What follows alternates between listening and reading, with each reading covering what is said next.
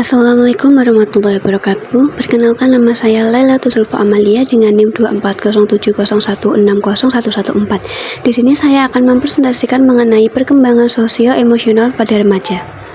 Perkembangan sosio-emosional adalah cabang psikologi yang mempelajari bagaimana individu mengembangkan kemampuan sosial dan emosional sepanjang hidup. Perkembangan sosio-emosional remaja melibatkan perubahan dalam cara mereka berinteraksi dengan orang lain, memahami dan mengelola emosi, serta membentuk identitas diri. Perubahan yang terjadi pada remaja yaitu yang pertama adalah perkembangan kognitif berupa berpikir lebih abstrak, logis, dan kompleks. Contohnya, remaja mulai berdebat dengan isu-isu sosial atau politik dengan teman-temannya. Remaja juga mulai merencanakan studi lanjut atau karir mereka dengan lebih serius. Yang kedua yaitu perkembangan identitas berupa pencarian jati diri, mencoba peran dan nilai, mengembangkan pemahaman tentang diri sendiri. Contohnya, mereka mencoba gaya berpakaian atau musik yang berbeda untuk mengeksplorasi identitas mereka. Yang ketiga adalah perkembangan sosial berupa interaksi sosial semakin kompleks, fokus pada teman sebaya, perubahan hubungan dengan orang tua. Contohnya, remaja menghabiskan lebih banyak waktu dengan teman-temannya daripada dengan keluarga. Yang keempat adalah perkembangan emosi berupa perubahan emosi intens dan fluktuatif. Kemampuan mengelola emosi masih berkembang.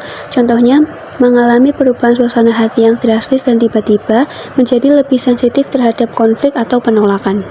Yang berikutnya adalah tantangan yang dihadapi oleh remaja. Yang pertama adalah tekanan teman sebaya, sering merasa tertekan untuk menyesuaikan diri dengan norma dan harapan teman sebaya. Contohnya, remaja mulai merokok atau minum alkohol agar diterima oleh teman-temannya. Yang kedua adalah tuntutan akademik. Tuntutan semakin tinggi dapat menyebabkan stres dan kecemasan. Contohnya, belajar hingga larut malam atau bergadang untuk mempersiapkan ujian, dan mereka merasa cemas atau stres saat menghadapi tugas yang susah. Yang ketiga adalah perubahan fisik. Saat pubertas dapat mempengaruhi citra tubuh dan kepercayaan diri remaja.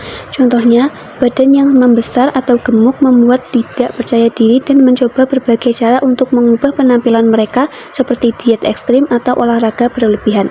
Yang keempat adalah konflik dengan orang tua. Sering konflik dengan orang tua seiring dengan keinginan mereka untuk mandiri. Contohnya, mereka tidak mau mendengarkan nasihat orang tua, membantah, dan melawan. Yang kelima adalah masalah kesehatan mental. Rentan terhadap masalah kesehatan mental seperti depresi, kecemasan, dan gangguan makan. Contohnya, tekanan akademik yang membuat mereka stres dan dapat meningkatkan risiko masalah kesehatan mental.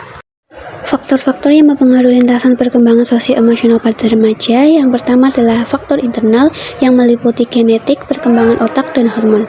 Nah, faktor genetik ini contohnya seorang remaja yang memiliki riwayat keluarga dengan gangguan kecemasan mungkin menunjukkan kecenderungan yang lebih tinggi untuk mengalami kecemasan sosial.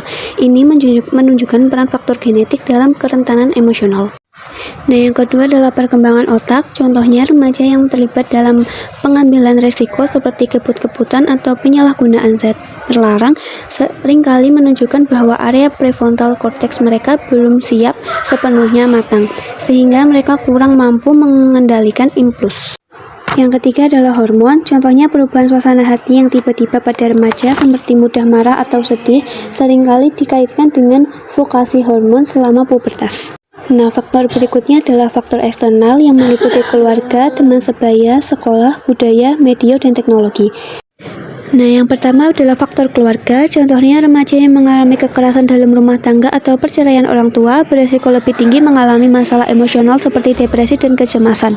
Yang kedua adalah faktor teman sebaya. Contohnya, remaja yang dibully atau penolakan oleh teman sebaya dapat mengalami masalah emosional seperti kesepian, depresi, dan kecemasan sosial. Yang ketiga adalah faktor sekolah. Contohnya, remaja yang memiliki hubungan yang baik dengan guru dan merasa didukung oleh lingkungan sekolah cenderung memiliki motivasi belajar yang tinggi dan keterampilan sosial yang lebih baik. Yang keempat adalah faktor budaya. Contohnya, di beberapa budaya, remaja laki-laki mungkin diharapkan untuk bersikap kuat dan tidak emosional. Sementara remaja perempuan mungkin diharapkan untuk bersikap lembut dan perhatian. Yang kelima adalah media dan teknologi. Contohnya, remaja yang menghabiskan terlalu banyak waktu di media sosial mungkin mengalami masalah citra tubuh, kecemasan sosial, dan gangguan tidur. Nah, yang berikutnya adalah pemahaman tentang perkembangan sosial emosional remaja dapat diimplementasikan dalam konteks pendidikan, keluarga, dan masyarakat.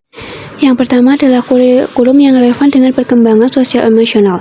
Di beberapa sekolah sudah mulai dimasukkan materi tentang pendidikan karakter, keterampilan hidup atau life skill, dan kesehatan mental dalam kurikulum. Misalnya program anti perundungan atau pendidikan yang sehat. Yang kedua adalah lingkungan kelas yang positif. Guru-guru menerapkan pendekatan pembelajaran yang interaktif dan kolaboratif seperti diskusi kelompok atau proyek bersama untuk meningkatkan interaksi sosial antara siswa. Yang ketiga adalah peran guru sebagai model. Guru yang menunjukkan sikap empati, mendengarkan aktif, dan mengelola emosi dengan baik dalam berinteraksi dengan siswa. Yang keempat adalah kerjasama dengan orang tua. Pertemuan orang tua guru atau Parents-Teacher Conference secara berkala untuk membahas perkembangan siswa, tidak hanya akademik tapi juga sosial dan emosional. Yang berikutnya adalah dalam konteks keluarga. Yang pertama adalah pola asuh yang mendukung. Orang tua yang meluangkan waktu untuk berbicara dengan remaja, mendengarkan keluh kesah mereka, dan memberikan dukungan emosional. Yang kedua adalah komunikasi yang efektif. Orang tua yang menghindari sikap menghakimi dan lebih memilih untuk mendengarkan dan memahami perspektif mereka. Yang ketiga adalah dukungan emosional. Orang tua yang memberikan pujian dan apresiasi atas usaha dan prestasi remaja, bukan hanya hasil akhir. Yang keempat adalah keterlibatan dalam kegiatan remaja. Orang tua yang hadir dalam acara-acara sekolah atau kegiatan ekstrakurikuler yang diikuti remaja. Yang berikutnya adalah dalam konteks masyarakat. Yang pertama adalah program-program pengembangan remaja, kegiatan Karang Taruna atau organisasi kepemudaan yang mengadakan pelatihan keterampilan kepemimpinan, kewirausahaan, atau kegiatan sosial. Yang kedua adalah lingkungan yang aman dan mendukung, pembangunan taman atau ruang publik yang ramah remaja, dan fasilitas olahraga atau tempat berkumpul yang aman. Yang ketiga adalah kampanye kesadaran, penyuluhan anti narkoba, anti perundungan atau kejahatan mental di media sosial atau melalui kegiatan komunitas.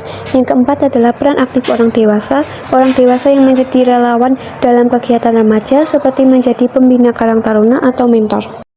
Kesimpulan dari presentasi saya adalah memahami perkembangan sosial emosional remaja penting untuk menciptakan lingkungan yang mendukung pertumbuhan mereka. Pendidikan, keluarga, dan masyarakat memiliki peran penting dalam memfasilitasi perkembangan remaja yang sehat dan optimal. Sekian dari presentasi saya, mohon maaf jika ada salah perkataan atau salah materi dari saya. Wassalamualaikum warahmatullahi wabarakatuh.